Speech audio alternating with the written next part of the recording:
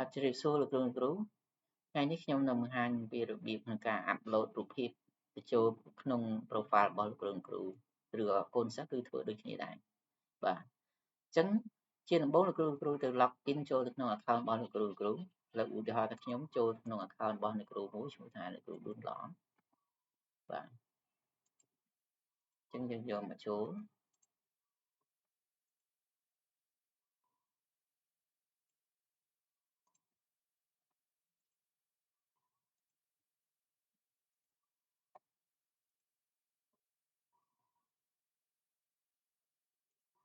បាទអញ្ចឹងឥឡូវខ្ញុំចូល account បានហើយអញ្ចឹង account របស់ខ្ញុំអត់មានរូបភាពទេ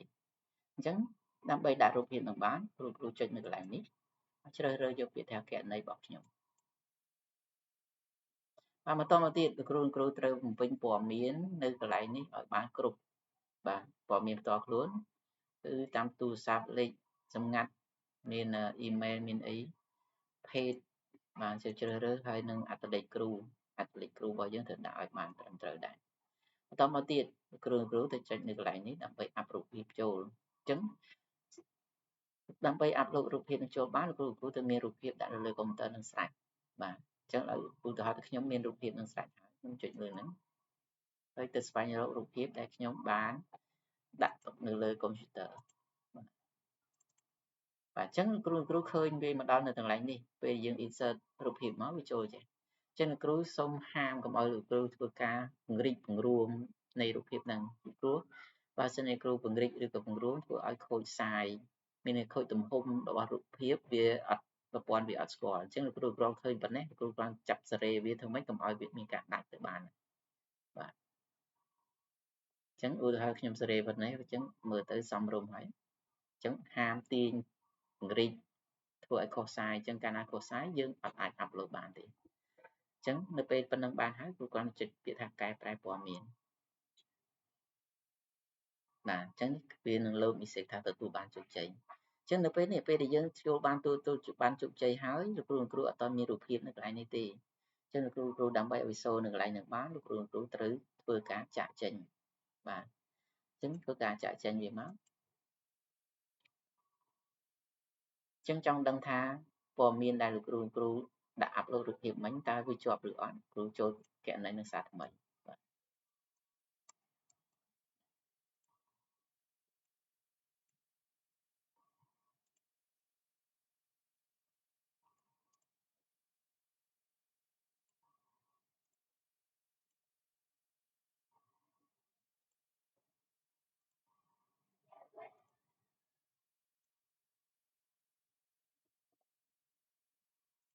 បាទនេះយើងបានរូបភាពដែលយើងបានអាប់ឡូតមិញនេះសម្រាប់យើងអាប់ឡូតចូល account របស់លោកគ្រូចុះបើលោកគ្រូចង់អាប់ឡូតនៅរូបភាពរបស់សិស្សរបស់យើងអាចជួយអាប់ឡូតឲ្យគាត់បានក៏យើងអាចធ្វើបានដែរអញ្ចឹងរបៀបធ្វើគឺដូចគ្នាលោកគ្រូគាត់ចុចលើ account របស់លោកគ្រូតមកទៀតចូលគ្រប់គ្រងសិស្សបាទបន្តមកទៀតលោកគ្រូឧទាហរណ៍លោកគ្រូចង់ដាក់រូបភាពរបស់កុងដានីកានេះអញ្ចឹងគ្រូចុចលើនឹងមកបំពេញព័ត៌មានដូចគ្នានឹងលោកគ្រូដែរអញ្ចឹងមានឈ្មោះមានពាក្យសម្ងាត់មានភេទហើយថ្ងៃខែឆ្នាំកំណើតបាទអញ្ចឹងនៅកន្លែងនេះក៏ដូចគ្នាដែរលោកគ្រូគ្រាន់ចុចអាប់ឡូតរូបភាពចូលមកហើយយើងចុចធ្វើការកែប្រែបាទជាការស្រេចតែសូមបញ្ជាក់ការដាក់រូបថតនេះសូម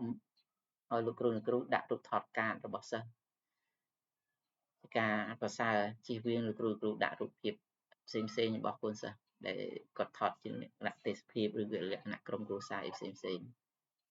បាទអញ្ចឹងការដាក់រូបភាពគឺមានប៉ុណ្ណឹងអរគុណច្រើន